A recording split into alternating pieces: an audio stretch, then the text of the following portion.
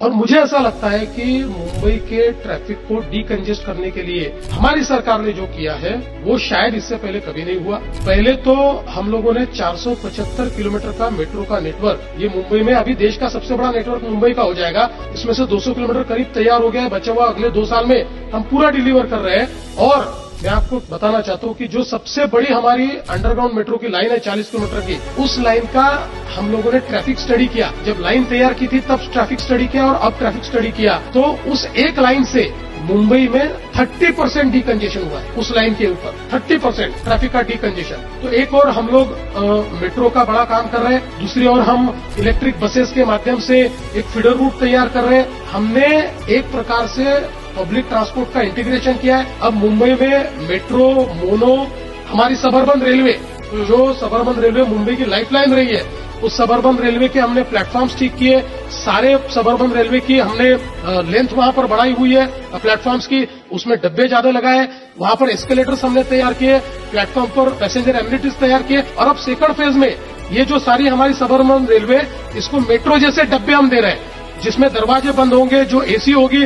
और ये देने के बावजूद हम लोग उसका फेयर, सेकंड क्लास का आज जो फेयर है उतना ही फेयर रखने वाले।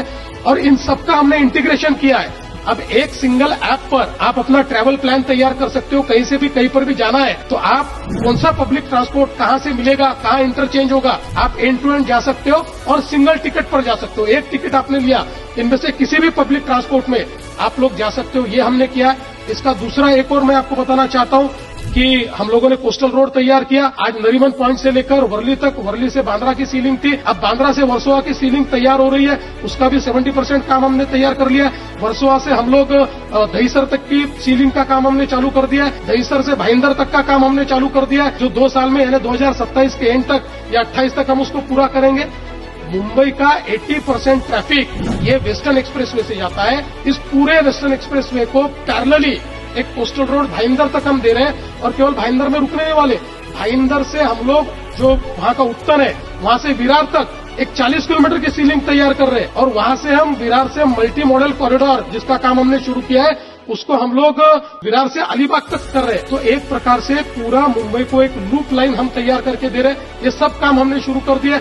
इसके बाद हमने टनेल्स के काम यहाँ पर चालू किए। तो जैसे थाने है, थाने से लेकर तो बोरीवली तक एक टनेल हम लोग 13.5 किलोमीटर का तैयार कर रहे हैं। मुलुंड से लेकर गोरेगांव तक हम टनल तैयार कर रहे हैं। यानी अभी तक जो Mumbai south north, north south थी, उसको ईस्ट वेस्ट कनेक्टिविटी दे रहे हैं। जो ईस्टर्न फ्रीवे है, वो ईस्टर्न फ्रीवे छेड़ानगर तक समाप्त होता था, अब उसको थाना के पार ले जा रहे हैं। तो थाना को हम लोग डीकंजेस्ट कर देंगे और जो सीधा समृद्धि से आने वाला ट्रैफिक है वो मुंबई में एंटर हो पाएगा। अटल सेतु हमने तैयार कर दिया है। इस अटल सेतु को हम लोग एक टनल के माध्यम से जोड़ना चाहते हैं, जिसको जोड़कर जो हमारा मुंबई का बाहर का जो बदलापुर का एरिया है, उस बदलापुर के एरिया को हम लोग मुंबई से जोड़ेंगे। इसके साथ साथ हम वाटर ट्रांसपोर्ट चालू कर रहे हैं। हमने 21 जगह पर वाटर ट्रांसपोर्ट की जेटीज तैयार करने का काम शुरू कर दिया है। अभी हम लोग 85 नॉटिकल माइल का वाटर ट्रांसपोर्ट तैयार कर चुके हैं।